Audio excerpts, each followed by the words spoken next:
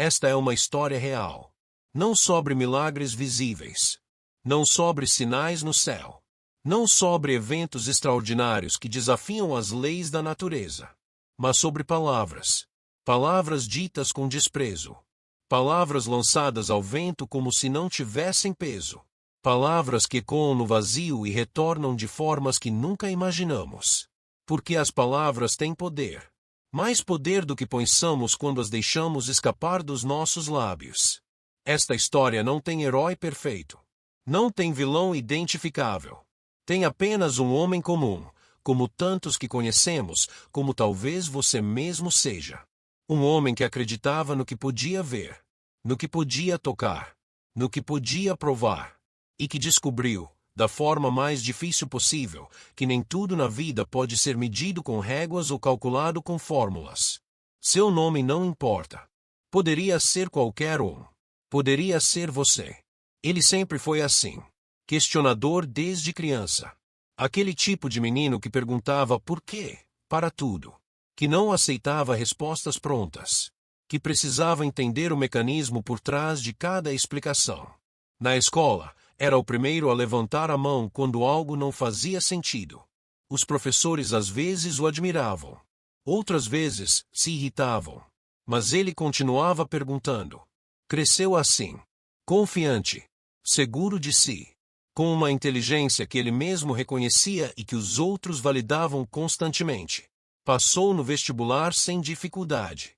Formou-se com honras. Construiu uma carreira sólida. Para ele, a vida era uma sequência lógica de causas e consequências. Você estuda, você passa. Você trabalha, você progride. Você se esforça, você conquista. Não havia espaço para mistério. Não havia espaço para o inexplicável. E certamente não havia espaço para Deus. Gostava de discutir. Não de forma agressiva, mas intelectual. Gostava de vencer debates com argumentos bem construídos, referências precisas, raciocínio impecável. E, quando o assunto era Deus, ele se sentia ainda mais forte. Porque ali, naquele terreno, ele tinha algo que os outros não tinham, certeza absoluta. Certeza de que não havia nada. Certeza de que era tudo invenção humana. Certeza de que pessoas religiosas eram apenas pessoas fracas buscando conforto em fantasias. Ele dizia isso. Não com maldade, mas com convicção. Acreditava genuinamente que estava ajudando as pessoas ao mostrar-lhes a realidade. Dizia que nunca tinha visto nada. Nunca sentido nada. Nunca experimentado qualquer tipo de experiência que pudesse ser chamada de espiritual. Onde estão as evidências? Ele perguntava. E ninguém conseguia responder de forma que o satisfizesse. Para ele, fé era invenção. Um mecanismo psicológico de defesa. Um apoio para quem não conseguia lidar com a realidade dura e crua da existência. Opção dos fracos, ele pensava. Nunca disse essas palavras exatas em voz alta, mas o pensamento estava lá, claro como água. Sempre que alguém falava de Deus nas rodas de amigos, nos almoços de família, nas pausas do trabalho, ele interrompia. Não gritava. Não brigava. Não desrespeitava abertamente. Sorria. Aquele sorriso educado de quem sabe que está certo. Aquele sorriso que diz deixe-me explicar-lhe onde você está errado sem precisar verbalizar. E dizia em voz alta, com tom calmo e racional. Se Deus existe, que ele me prove. As palavras saíam com facilidade. Como água escorrendo por uma superfície lisa. Como se não tivessem peso. Como se fossem apenas frases inteligentes em mais um debate qualquer. Sério, ele continuava, se existe um Deus todo-poderoso, onisciente, que criou o universo e se importa com a humanidade, por que não se mostra? Por que esconde? Por que deixa as pessoas na dúvida? E ele listava os argumentos conhecidos. O problema do mal. A incoerência das religiões. A evolução da ciência mostrando explicações naturais para fenômenos antes atribuídos ao divino. Alguns riam nervosamente. Outros desviavam o olhar, desconfortáveis. Outros ainda ficavam em silêncio, sem saber o que responder. Mas ele continuava. Porque no silêncio dos outros, ele via a confirmação. Dizia que ninguém podia provar nada. que tudo era coincidência, que tudo tinha explicação se você procurasse com cuidado suficiente. Rezou e foi curado. Provavelmente o corpo se curou sozinho, como acontece em muitos casos. Sentiu paz depois de orar. Efeito placebo. Autossugestão. Experimentou algo que parecia sobrenatural. Alucinação. Cansaço mental. Truque de mágica. Para cada história, ele tinha uma explicação. Para cada testemunho, uma contra-argumentação. E, ao dizer aquilo, sentia algo próximo do orgulho.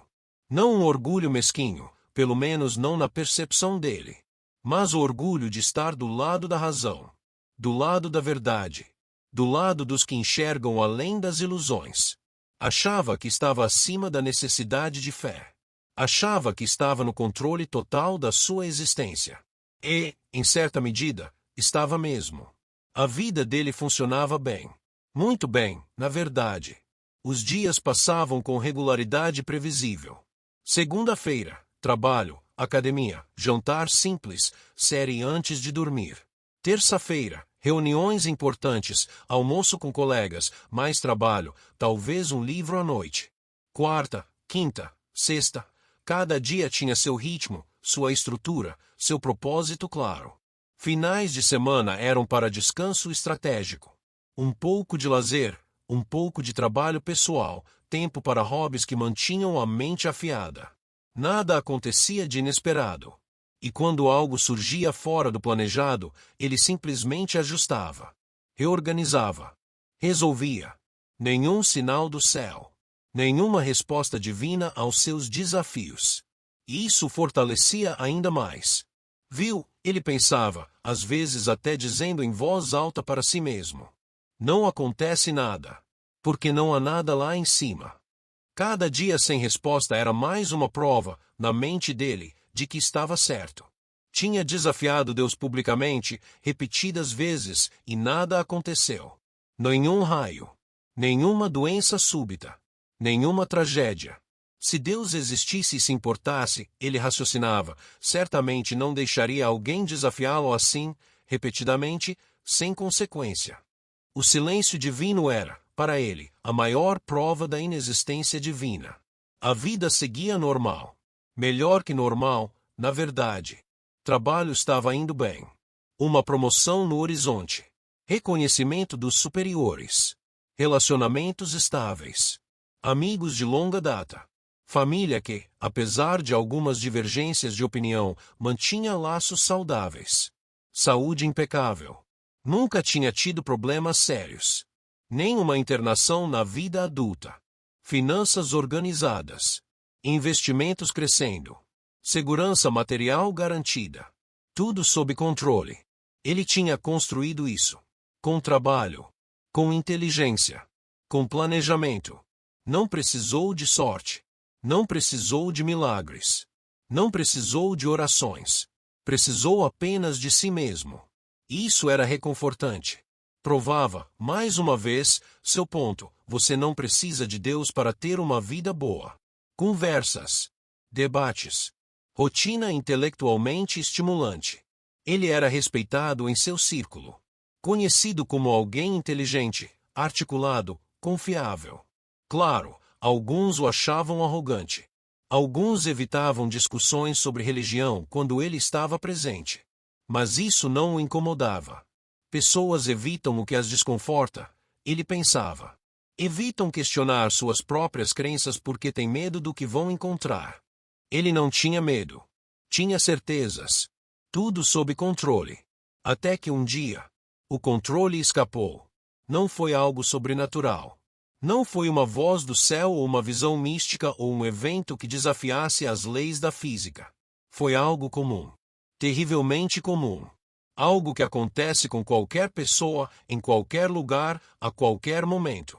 Algo que todos sabemos que pode acontecer, mas que sempre achamos que vai acontecer com os outros, nunca conosco. Um problema sério. Inesperado. Repentino. Implacável. Os detalhes específicos não importam tanto. Poderia ser saúde. Poderia ser financeiro.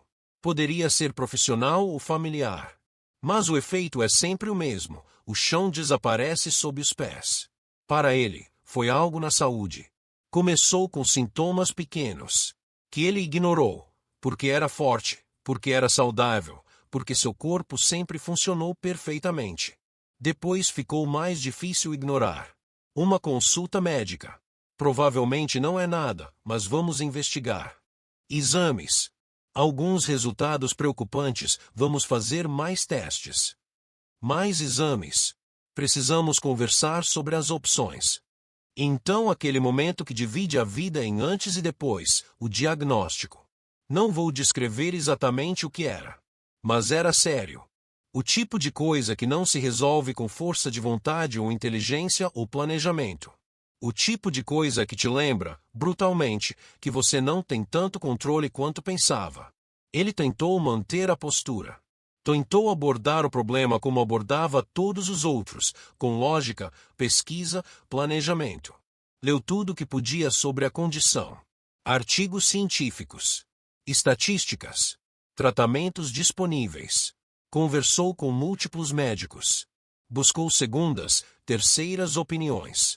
Reorganizou sua vida em torno do tratamento. Planilhas. Cronogramas. Listas de tarefas. Tentou fingir que estava tudo bem. Que era apenas mais um problema a ser resolvido. Mais um desafio a ser superado com método e determinação. Mas não estava. E no fundo, ele sabia. Porque pela primeira vez na vida, ele não tinha resposta. Não tinha argumento que mudasse a realidade. Não tinha raciocínio lógico que alterasse o diagnóstico. Não tinha saída clara, garantida, controlável. Os tratamentos ajudariam. Talvez. Estatísticas mostravam chances, não certezas. Ele melhoraria. Possivelmente. Mas também possivelmente não. Quanto tempo? Ninguém podia dizer com precisão. Pela primeira vez, todas as variáveis estavam fora do seu controle. O medo apareceu. Não de forma explosiva, como nos filmes. Mas silenciosa. Gradual.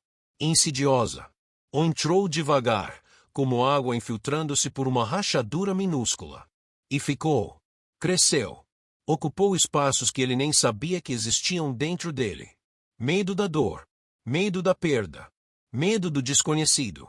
Medo de não estar preparado. Medo de ter desperdiçado tempo. Medo de ter vivido errado. E pior, medo de estar sozinho.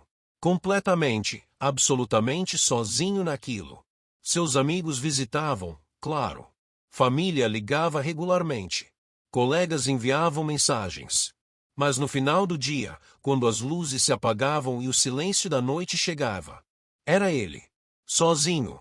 Com o problema. Com o medo. Com a incerteza. E nenhuma quantidade de lógica espantava aquele sentimento. Naquela noite específica, ele ficou acordado. Não por escolha. Simplesmente não conseguia dormir. O corpo estava exausto pelo tratamento. A mente estava exausta pela preocupação constante. Mas o sono não vinha. O quarto estava escuro. Apenas a luz fraca do relógio digital marcando as horas passando. 23 horas 47, 0 hora e 15. 1 hora e 33, 2 horas e 48. O silêncio era pesado. Não aquele silêncio pacífico que convida ao descanso. Mas aquele silêncio opressivo que amplifica cada pensamento, cada medo, cada arrependimento. E, sem perceber, os pensamentos começaram a se repetir. Como um disco arranhado tocando sempre a mesma parte da música. As palavras voltaram. Se Deus existe, que Ele me prove. Mas agora, soavam diferentes. Completamente diferentes. Não pareciam inteligentes. Não pareciam corajosas. Não pareciam racionais. Pareciam vazias. Ocas. Arrogantes de uma forma que ele nunca tinha percebido antes. Ele se perguntou algo que nunca havia permitido antes, algo que seu orgulho sempre bloqueou. E se eu estiver errado? Não era uma pergunta filosófica. Não era um exercício intelectual. Era genuína. Crua. Assustadora. E se houver algo além do que eu posso ver e medir? E se aquelas pessoas que eu ridicularizei estiverem certas? E se Deus existir e eu o desafiei, repetidamente, publicamente. O orgulho tentou reagir. Aquela voz interna familiar, que sempre o protegeu, tentou se fazer ouvir. Isso é fraqueza. Você está apenas assustado. É normal buscar conforto em momentos difíceis, mas não significa que seja real. Você está regredindo. Está caindo na armadilha que sempre criticou nos outros. Mantenha a razão. Mantenha a lógica. Mas o cansaço falou mais alto. Cansaço de fingir controle. Cansaço de carregar tudo sozinho. Cansaço de ser forte quando não se sente forte. Cansaço de estar sozinho naquele silêncio opressor. Pela primeira vez em décadas, ele não quis provar nada. Não quis argumentar. Não quis debater. Não quis estar certo. Quis apenas ajuda. Não sabia como pedir. Nunca tinha precisado antes. Ou talvez sempre precisou, mas nunca reconheceu. Não sabia como orar. Nunca tinha aprendido. Nunca achou necessário. Sempre considerou um exercício inútil. Mas falou. No escuro daquele quarto, sozinho, assustado, humilhado pela própria fragilidade. Falou. Sem técnica. Sem frases bonitas. Sem palavras ensaiadas ou versículos memorizados. Falou como quem já não tem forças para fingir. Disse apenas, em um sussurro rouco: se o Senhor existe, eu não sei o que fazer. Pausa longa. Respiração trêmula. Eu passei a vida toda dizendo que não preciso de ti. Que não acredito em ti. Que és uma invenção. Outra pausa. Mas eu estou com medo. E eu não sei o que fazer. E eu não aguento mais estar sozinho nisso. As palavras saíam desajeitadas.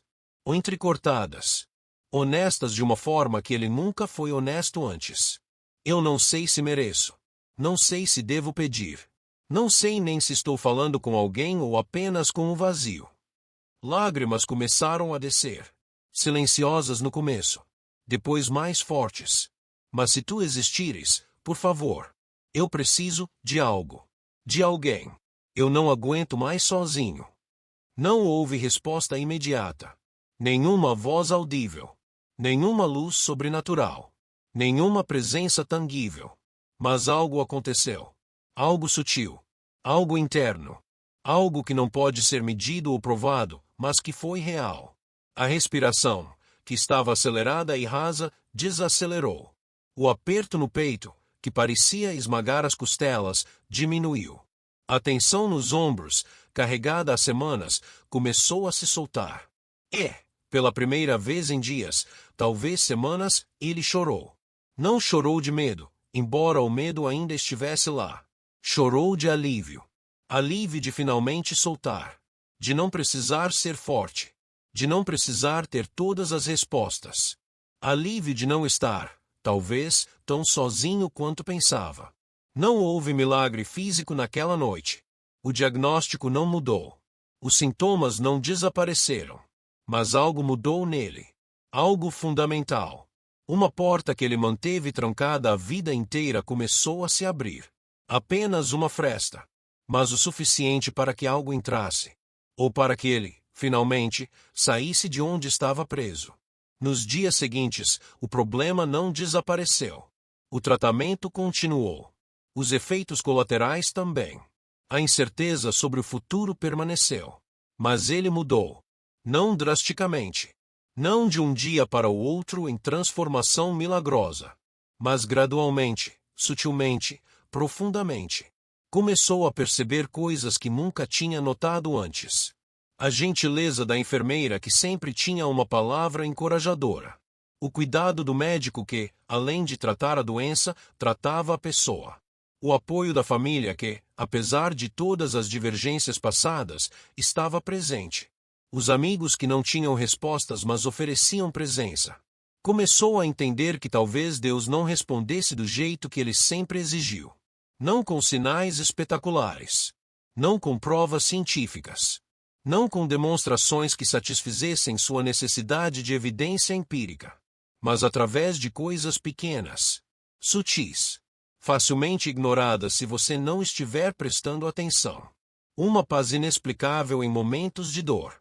Uma força que não vinha dele quando ele não tinha mais forças próprias.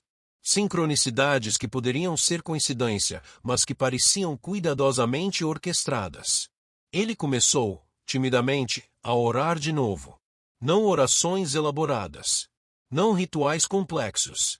Apenas conversas. Honestas. Simples.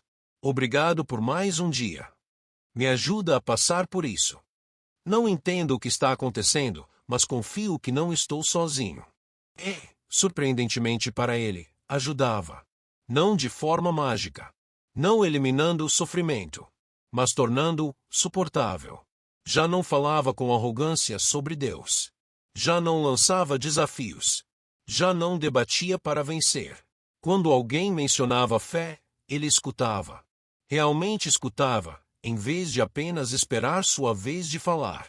Quando alguém compartilhava experiência espiritual, ele não mais descartava automaticamente como ilusão. Eu não sei, ele começou a dizer. E descobriu que estava tudo bem não saber. Percebeu que fé não é prova. Não é equação matemática. Não é experimento científico replicável. É entrega. É confiar quando não há certeza.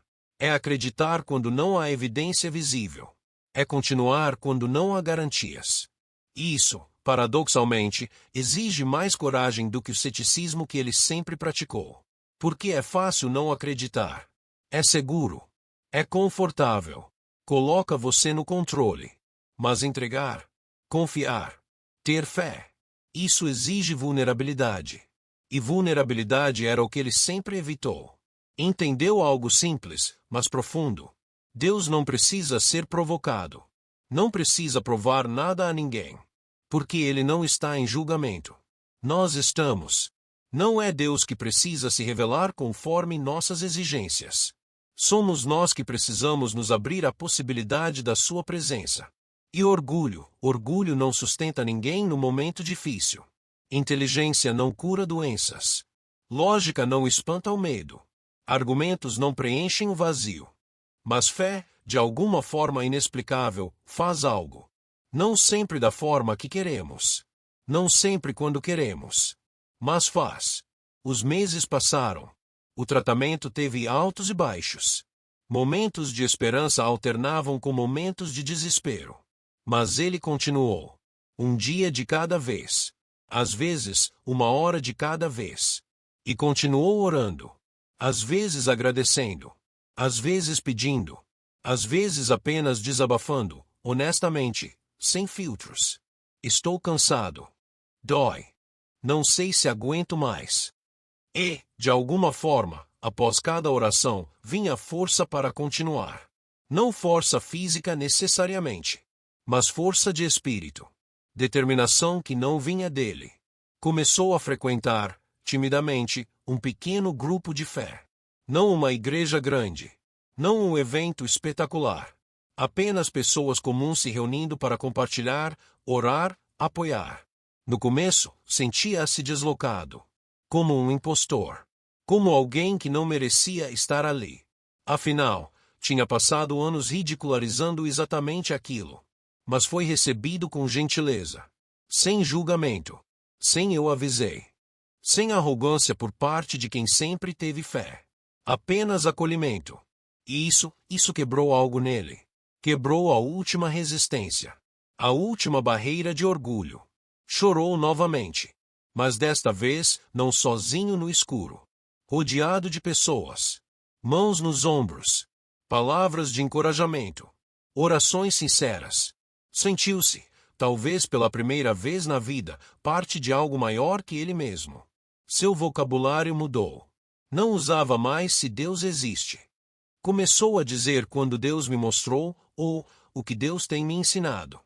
Não por ter visto milagres espetaculares, mas por ter experimentado presença constante. Sua postura em debates mudou completamente.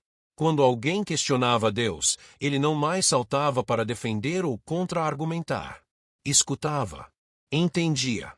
Porque já esteve exatamente ali. Eu te entendo, ele dizia. Eu pensava assim também. E não vou tentar te convencer de nada. Mas posso compartilhar minha experiência se quiser ouvir.